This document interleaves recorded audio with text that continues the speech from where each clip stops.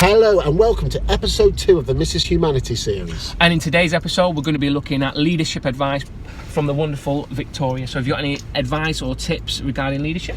Yeah, I definitely say you need buy-in from those that you work with.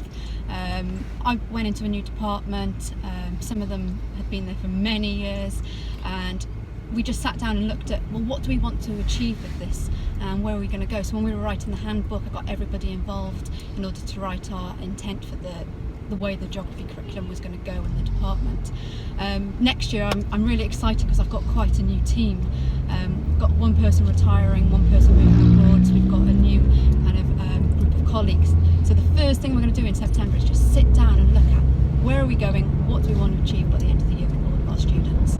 Oh, that's wonderful advice. And how do you get that buy-in from staff? How would you get it?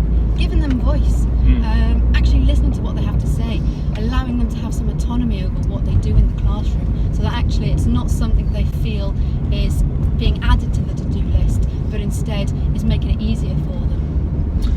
And Tim and I realised that after your first NQT year, you became head of subject, so that's quite really head of faculty. Not just head of subject, head of faculty. Yeah, and how did you find that, being very early in the teaching profession?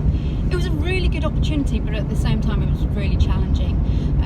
To go from, being somebody that was just a classroom teacher, I say just, it's an incredible job. But actually then having control over the curriculum, working with colleagues, and they were all non-specialists as well that were teaching humanities. I was the only specialist in the team.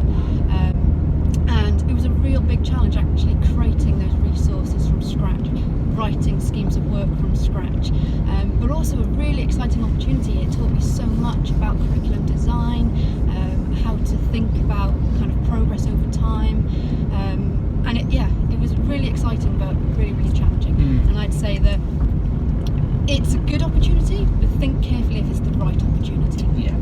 And for those people that are quite new into the career, would you advise them to go to the next step into leadership, or would you say you need to get your pedagogy, your teaching and learning grounded first before you move up to leadership? What would your advice be? That's what I really recommend, is actually mastering the art of what you do in the classroom first of all.